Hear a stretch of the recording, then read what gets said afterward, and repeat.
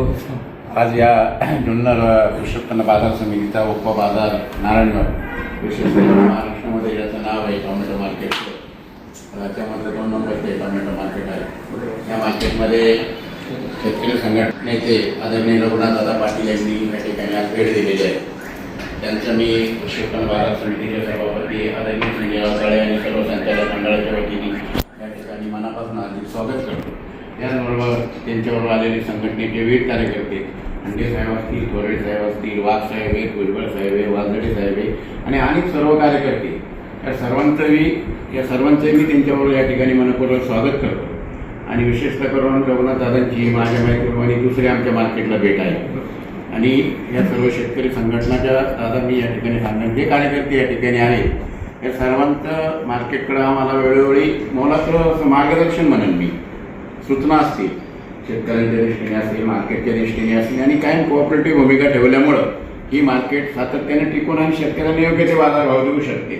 कधी आमच्या संघटनेचा आणि मार्केटचं कधी या ठिकाणी क्लासेस झालेलं नाही. काही आमच्याकडनं समजा एक त्रुटी असेल त्यावेळेला त्यांचं मार्गदर्शन किंवा हे स्वतःहून आमच्याशी चर्चा करतात, आम्ही त्याची अंमलबजावणी करतो.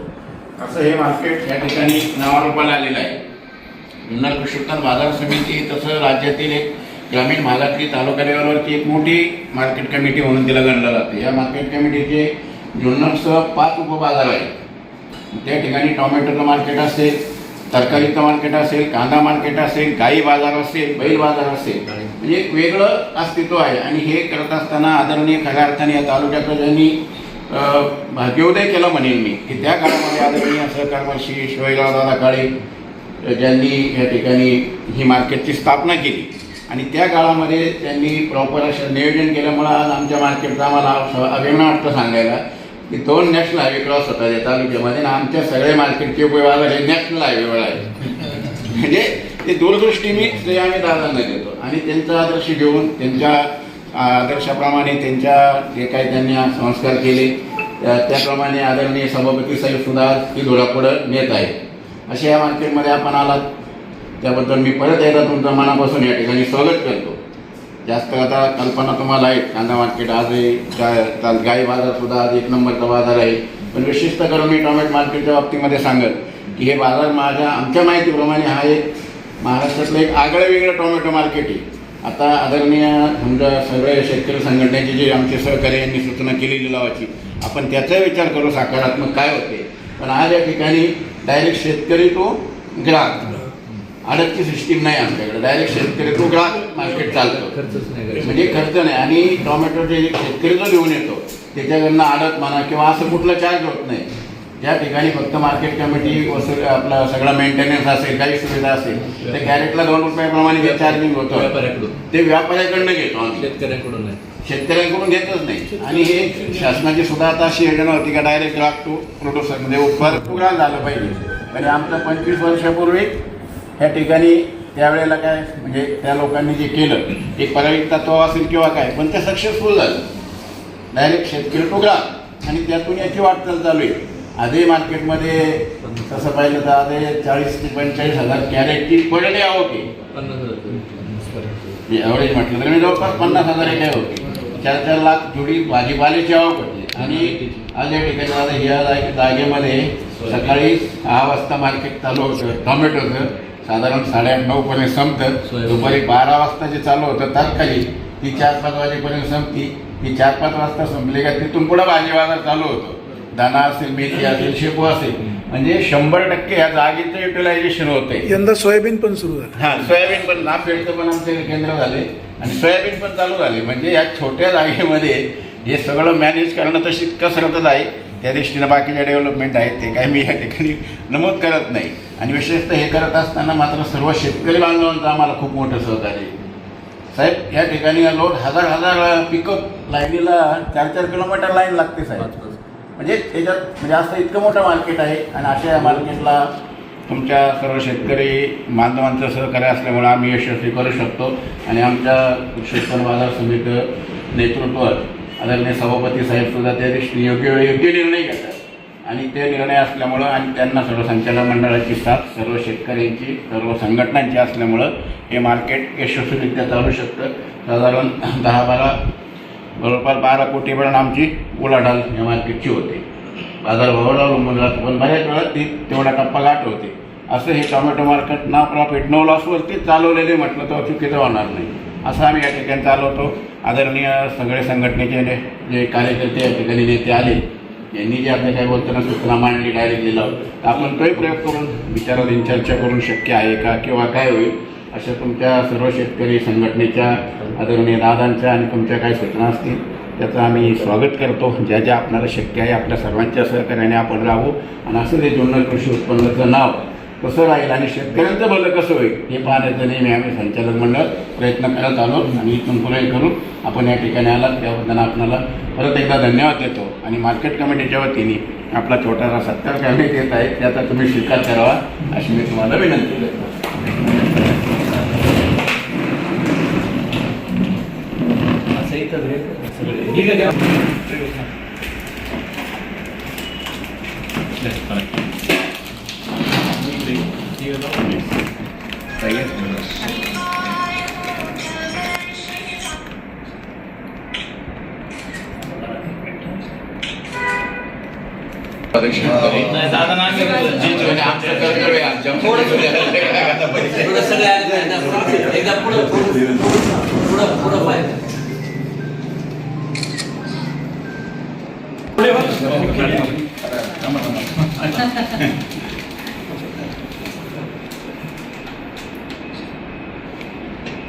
म्हणजे तुम्ही हे करताय नाही शेतकऱ्यांची गलती करताय.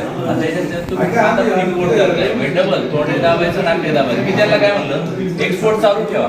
जे शेतकऱ्याला आपला जो आणि इम्पोर्ट पण चालू ठेवा. ज्याला स्वस्त कांदा पाहिजे तो स्वस्त काय, ज्याला आपला शेतकरी. सर आता आम्ही काय करतो बँकेच्या माध्यमातून आहे आणि आपलं स्टेट गव्हर्नमेंट यांच्या माध्यमातून IVD एक काउन्सिल पण स्थापन झालेली स्पेशल व्हेजिटेबल डेव्हलपमेंट त्याच्यामधून स्टाफ मी ह्या सगळ्या गोष्टी बघितलेल्या आहेत. हे जे काही चाललेलं आहे ना हे सगळं शेतकऱ्याला मातीत घालण्याचे उद्योग आहेत. तुमच्यासारखे काम करणारे लोक घ्यायचे. आता पाशा पटेल भाषण त्यावेळेला करत होता कांद्याला भाव 12 रुपये 15 रुपये आणि असं म्हणतो 4 महिने त्या पदावरती गेलं की लगेच हे जे डबल गेम चालू आहेत सगळ्या. बच्चू कडूंचं काय झालं? बच्चू कडूला मी तुम्हाला सांगतो गेलो होतो की उद्याचा आमचा महाराष्ट्राचा मुख्यमंत्री आणि एवढी ताकद लावली PM नागपूर ते PM वडनगर आणि केवढे महाराष्ट्रावर किती मोठ्या मोठ्या सभा घेतल्या मी मागे राहिलो 2 पावलं. लोक मला नाव ठेवायला लागले कशाला त्याला पुढे करताय त्यांना पुढे केलं. चांगला आहे डावून बच्चू कडून पुढे केलं आणि एवढं पुढे केलं की लगेच त्याच्याकडे विरोधकांचं लक्ष गेलं. अरे या माणसाला मी मुख्यमंत्री करायला नाही आलो तर राज्यमंत्री व्हायला कबूल झाला.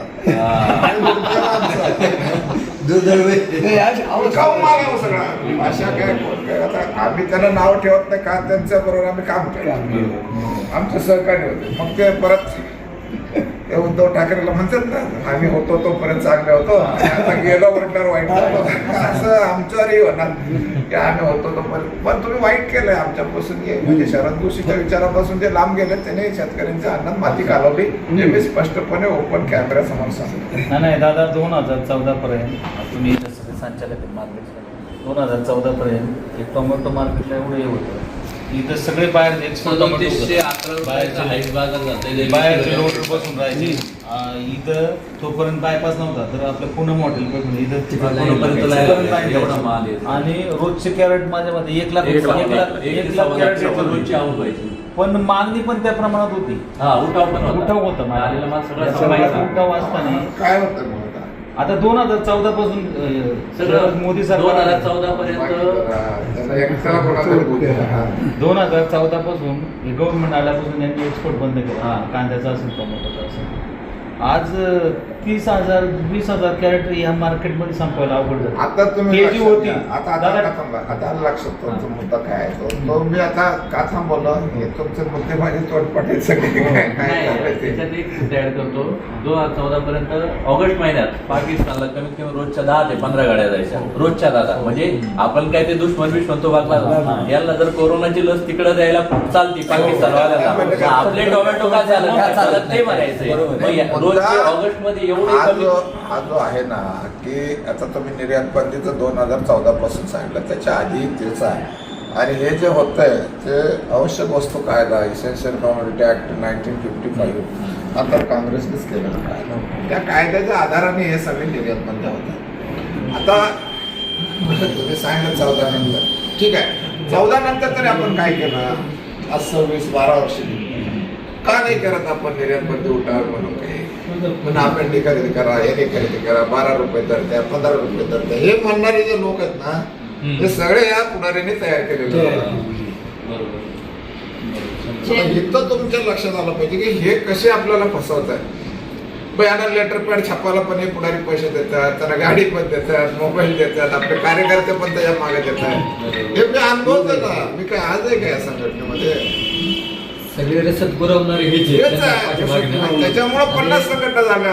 पत्रकार लक्षात घ्या की संघटना का वाढताय, त्याच्यामुळे अशी कोण आहे? आणि मग आमच्यासारख्या मला जर तुम्ही संघटनावाले सगळे एक व्हा, आणि एक व्हा काय तुम्ही त्याला 2 करायसाठी पैसा पुरवताय शकता. तर मुद्दा हा आहे, तुम्ही सगळेजण लक्षात घ्या. आणि या विषयावर कारण जागतिक कीर्तीचे अर्थशास्त्रज्ञांनी हे सांगितलंय, माझं नाही सांगत, पण मी ते लक्ष देऊन ऐकलेलं आहे. म्हणून मला ते सोडून दुसरीकडे जाऊ वाटत नाही. तुमचं भलं याच्यातच होणार आहे. तुम्ही तेवढं आता मोठे टोमॅटो उत्पादक आहे, तुम्ही लक्षात घेतलं पाहिजे. तुम्ही कांदा उत्पादक आहे, सगळ्या लोकांना किती मोठं नुकसान होतं. तुम्ही कुठेतरी आमदार होऊन हे होऊन काय मिळते त्यात? संघटित होत नाही. बघा तुम्ही त्यावेळेला सर्वात आता मी आलो आलेच का नाही तुम्ही बरं किती तासाभराची इंटिमेशन नाही तर एक म्हणजे सांगितलं नाही ते 2-2.5 शिल्लक वेळा करत असते म्हणजे फक्त कुणाला करून नाही दिले. गरज आहे हो, तर तुम्ही करत नाही. तुम्हालाच असं वाटतं कोण येईल का नाही येईल, बघा तर करून तुम्ही घ्या म्हणा विषय. त्याच्यासाठी ते पास तोडावे लागतात हे लक्षात ठेवा. मी बिल्ला लावला म्हणजे माझा सगळा इतिहास सांगितला तर तुम्हाला मी काही कुठं जमलं नाही म्हणून इकडे आलो नाही. जे काही होतं त्याच्यावर लात मारून इकडे आलो. पुष्कळ आमदारांची माझी सर्गी होती, मित्रमंडळी होती, इकडं मी काही झालो असतो पण मला काही त्याची कशी गरज वाटली नाही आहे याच्यामध्ये समाधान. तर काय आहे माझं, तुम्ही जर मनावर घेतलं तर जोरात काम होऊ शकतं. गरज आहे वाटतं. खताचे तर एवढे वाढत आहेत, तुमच्या मालाचे वाढत नाही. कशासाठी करायची तुम्हाला? पोरापोरांना कर्जबाजारी करा ना. चला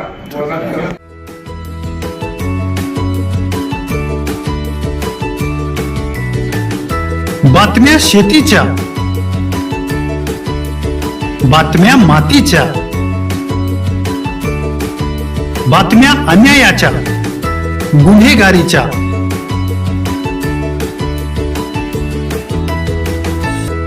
राजकारणाच्या आणि समाजकारणाच्या, शोषणाविरुद्ध बुलंद आवाज, जनसामान्यांच्या हुंकाराची गाज, सत्कार्याला प्रोत्साहन, दुष्कृत्याला अनुशासन, निर्भीड, निस्पृह, सडेतोड, बेधडक आणि रोखठोक म्हणजेच विघ्नहर टाइम्स. शोध बातमीचा, ध्यास सत्याचा. आपलं चॅनल, आपली बातमी. सबस्क्राईब तर कराच, पण बेल आयकॉनवर क्लिक करायलाही विसरू नका.